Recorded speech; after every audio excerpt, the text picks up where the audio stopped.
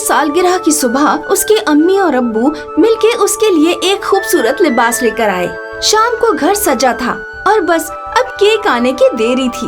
दोनों अम्मी अब्बू नीना को उसके दोस्तों के साथ छोड़कर बाजार से केक और समोसा लाने गए। नीना इंतजार कर रही थी, पर उसके अम्मी अब्बू कभी वापस नहीं आए। उन दोनों का सड़क हादसे में इंतकाल हो गया।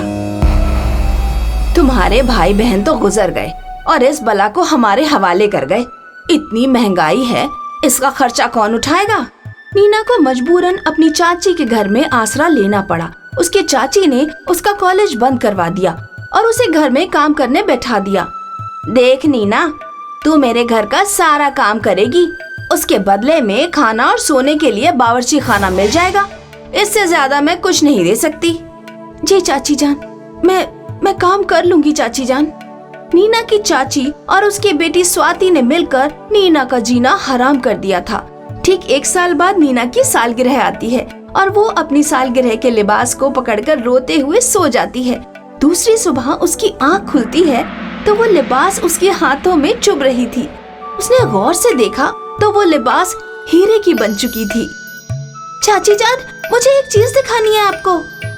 नीना के चाचा उससे प्यार तो बहुत करते थे, पर अपनी बीवी के डर की वजह से वो कुछ बोल नहीं पाते थे। नीना का उस घर में बस वही एक सहारा थे। बेटा, ये तो हीरा है, पूरा लिबास हीरे का है। हाँ, अब मैं क्या करूँ इसका? इसको अपनी चची जान से छुपा के रखना। भाईजान और भाभी जान की एक ही निशानी है तुम्हारे पास। जी चाचा जान। नीना रात रात को चुपके से वो लिबास को पहनकर अपने आप को देखती थी आईने में। एक रात उसने देखा कि उसकी रजाई में एक बहुत बड़ा सा छेद है। काश मुझे एक नई रजाई मिल जाती। इस छेद की वजह से रात भर ठंड लगती रहती है। जैसे ही नीना ने ख्वाहिश की, वो रजाई धीरे से चमकती हुई एक नई रजाई में बदल गई। नीना खुश हो जाती है और अपने लिबास को फिर से छुपाकर सो जाती है। दूसरी सुबह, ए लड़की, उठ, जल्दी उठ। जी चाची जान, मैं उठ गई। सच सच बता, कहाँ से चोरी करके लाई है ये रजाई? मैंने चोरी नहीं की चाची जान, बस यही दिन देखना बाकी रह गया था। एक चोर को घर में आसरा दे रखा है मैंने। गांव वालों को पता चलेगा तो क्या कहेंगे? पर चाची जान, मैंने चोरी नहीं की है। अच्छा, तो ये इतनी खूबसूरत और नई रजाई तुझे तेरे मरे हुए अम्मी अब्बू देके गए हैं? चाची जान, अम्मी अब्बू के बारे में कुछ मत कहिए। चुप, बिल्कुल चुप। जबान लड़ाती है। वो जो धोने वास्ते कपड़े निकाले हैं वो खुद धुल जाएंगे। जा, काम कर अपना।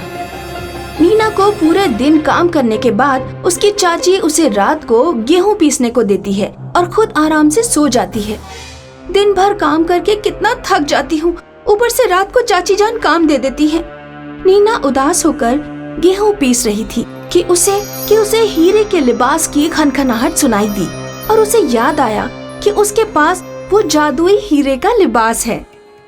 अच्छा हाँ, मैं तो उस लिबास के जादू से भी कर सकती हूँ ये सारे काम। नीना लिबास पहनती है और झट से सारा गेहूं खुद ब खुद पिस जाता है।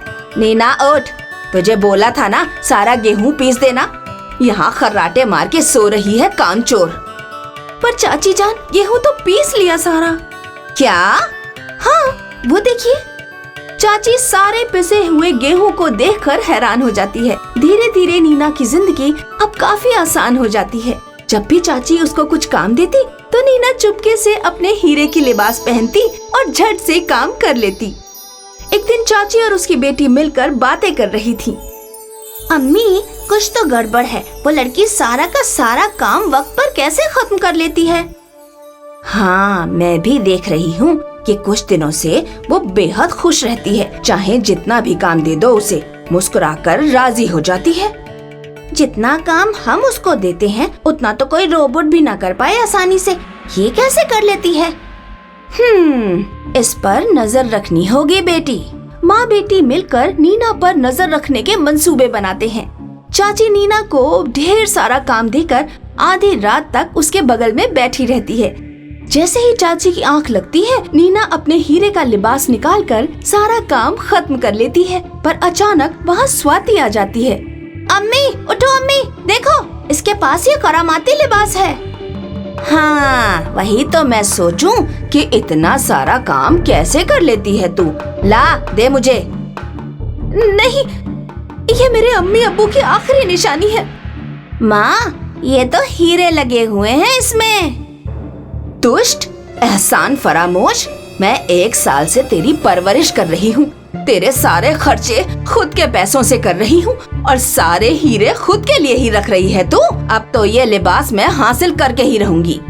नहीं, मेहरबानी, बराए मेहरबानी ऐसा मत कीजिए चाची। जैसे ही चाची नीना का लिबास छीनने आती है, सारे हीरे कांच में तब्दील हो जाते हैं और चाची के हाथों में चुभ जाते हैं। आए हाय, कितना दर्द हो रहा है। स्वाति, तू खड़ी खड़ी क्या देख रही है? छीन ले उसका लिबास। स्वाति भी अपनी माँ की तरह नीना के बदन से लिबास उतारने जाती है तो हीरे कांच बनकर उसके पूरे बदन में चुभ जाते हैं। अम्मी, मुझे भी चुभ गए। बचाओ, बहुत दर्द हो रहा है। इसको गिरा देते हैं इस लिबास के ऊपर, सारे कांच चुभ के मर जाएगी, फिर ये लिबास हमारा। चाची और स्वाति मिलकर नीना को गिराने आते हैं, पर नीना जब वो लिबास पहने हुए गिरती है तो उसके लिए वो लिबास बिल्कुल रुई सी मुलायम बन जाती है। बस बहुत हो गया, आप लोगों के अंदर इंसानियत नाम की कोई चीज नहीं है। आज हीरे के लिए आप मेरी जान भी लेने को तैयार हो। अरे नहीं बेटी, हमें छोड़कर कहाँ जाओगी तुम? हम तो तुम्हारे अम्मी अब्बू के समान हैं। रह जाओ तुम यहाँ, बस बीच बीच में थोड़े हीरे देते रहना। नीना गुस्से में अपना सारा सामान और हीरे का लिबास पैक करके घर से निकल जाती है। अपने लिबास से छोटे छोटे हीरे निकालकर वो खुद के लिए एक घर खरीद लेती है और अपनी पढ़ाई भी शुरू कर देती है शहर में। नीना अपनी चाची और उसकी दुष्ट बेटी से दूर अपनी एक नई और खुशहाल जिंदगी बसर करती है। बहुत दूर दराज की बात है, एक कस्बे में डेजी और अप्रैल नाम की अपनी बीमार माँ के साथ 2 बहनें रहती थी।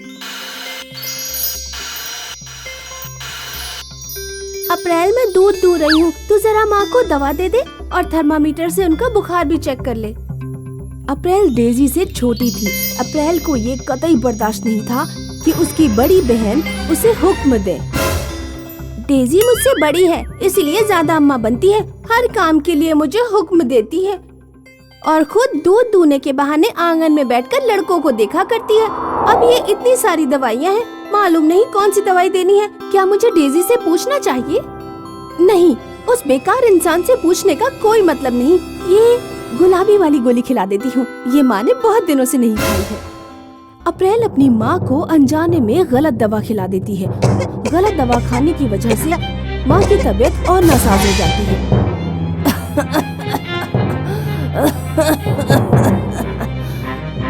अप्रैल घबरा जाती है। डेजी, जल्दी अंदर आओ, पता नहीं माँ को क्या हो गया है। क्या हुआ? मैंने माँ को ये दवा खिलाई थी, फिर पता नहीं माँ को क्या हो गया। अरे अरे, तुमने ये क्या किया? माँ को गलत दवा खिला दी है तुमने। मैंने जानबूझ के नहीं किया है।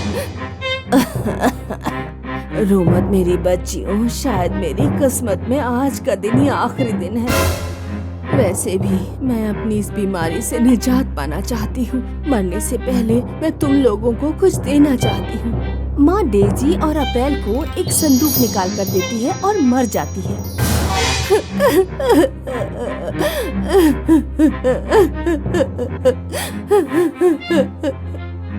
नहीं माँ, आप हमें छोड़कर नहीं जा सकती। मुझे माफ कर देना माँ, मैंने आपको गलत दवा खिला दी। माँ, आप वापस आ जाओ माँ, वापस आ जाओ। अब हम किसके सहारे जिएंगे? दोनों बहनें संदूक खोलकर देखती हैं। संदूक में 2 पोटलियां और एक खत था। डेजी खत पढ़ती है। मेरी प्यारी बेटियों, तुम्हारी उम्र अब शादी की हो गई है, लेकिन मेरे जाने के बाद ऐसा कोई नहीं है जो तुम्हारे लिए सही लड़के की शिनाख्त कर सके। इस संदूक में 2 पोटलियां हैं जिनमें हीरे हैं। तुम दोनों वो हीरे लेकर सफर पर निकलना, क्योंकि तुम दोनों बहुत खूबसूरत हो, इसीलिए कई लोग तुम्हारे सामने शादी की बातें करेंगे। लेकिन किसी की शक्ल सूरत की वजह से तुम उससे शादी मत करना। शादी उसी से करना जो तुम्हें एक हीरे के बदले 4 हीरे ला करके दे। डेजी और अप्रैल हीरे लेकर सफर पर निकल पड़ती हैं। जब वो सफर पे कुछ दूर पहुंची तो एक लड़का डेजी के करीब आकर बोला, हे खूबसूरत लड़की, मेरा नाम सुंदर है, क्या तुम मुझसे निकाह करोगी? डेजी अपनी पोटली से एक हीरा निकाल कर देती है और कहती है, अगर तुम इस हीरे के दमखम पर 4 और हीरे लेकर इस पते पर लौट आए तो मैं तुमसे शादी के लिए तैयार हो जाऊंगी। ठीक है, मैं पूरी कोशिश करूँगा। वो कुछ दूर सफर पर और चलते हैं तो एक घुड़सवार अप्रैल के पास आता है। ए हुस्न की मलिका, तुम्हारी खूबसूरती ने मुझे दिलनशी कर दिया है, क्या तुम मुझसे निकाह करोगी? हाँ, कर सकती हूँ, मगर एक शर्त है, मैं तुम्हें एक हीरा दूंगी। इसके बदले में तुम्हें 4 हीरे ला करके देने होंगे। जब 4 हीरे हो जाएंगे तो ये मेरे घर का पता है, यहाँ पर आ जाना। अप्रैल और डेजी की पोटली में 4 हीरे थे। वो सफर में आगे बढ़ते गए और शादी की दावत देने वाले लड़कों को अपनी पोटलियों में से एक एक हीरा तकसीम करते गए। जब उनकी पोटली के सारे हीरे खत्म हो गए तो वो दोनों घर लौट आए। तीसरे नंबर पर जो लड़का मिला था ना, वो बहुत ही खूबसूरत था। अच्छा होता कि मैंने उसी से शादी के लिए हामी भर दी होती। ये हीरो के चक्कर में हम किस मुसीबत में मुब्तला हो गए। सब्र करो अप्रैल, सब्र करो। हमें अपनी माँ पर एतबार करना चाहिए। उन्होंने जो भी किया है हमारे हक के लिए बेहतर ही होगा। 6 महीने गुजर जाते हैं लेकिन डेजी और अप्रैल के पास कोई भी लड़का लौटकर नहीं आता। ऐसे हम कब तक मुंतजिर रहेंगे? इस तरह तो हमारी शादी की उम्र ही निकल जाएगी। इतने अच्छे खूबसूरत लड़के मिले थे मगर माँ की मंसूबा बंदी की वजह से सब हाथ से निकल गए। लड़के तो गए ही गए और हीरे भी चले गए। तुम परेशान मत हो अप्रैल, माँ ने तुम्हारे और मेरे लिए अच्छा ही तसव्वुर किया होगा। अगर अगले 6 महीनों में कोई भी लड़का नहीं आता तो तुम चाहो तो शादी कर सकती हो। कुछ दिनों बाद पीटर नाम का एक लड़का लौट आया जिसने डेजी को पसंद किया था। मैंने एक हीरे के दम पर 4 हीरे की कमाई कर ली है। डेजी की शादी हो जाती है।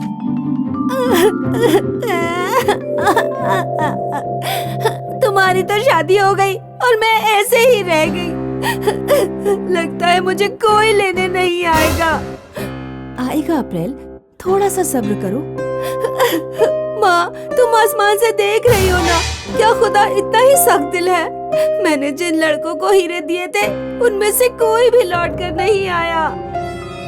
आखिरकार एक दिन जॉन नाम का एक लड़का आता है जिसने अप्रैल को पसंद किया था। तुम्हारे दिए एक हीरे को बेचकर मुझे जो पैसे मिले मैंने उन्हें अलग अलग काम के लिए निवेश किया और इतना पैसा कमाया कि आज मैं 4 नहीं बल्कि 10 हीरे लेकर वापस लौटा हूँ। मुझे लगता है कि तुम दोनों की माँ बहुत ही अक्लमंद रही होंगी। वो मुमताज की कुव्वत को जानती होंगी। इस तरह अप्रैल की भी शादी हो जाती है। देखा मेरी प्यारी छोटी बहन, माँ की अक्लमंदी की वजह से आज हमें इतने होशियार शौहर मिले हैं और हमारे हीरे भी वापस मिल गए। ठीक कहा, आज मुझे एहसास हुआ कि सब्र का फल बहुत मीठा होता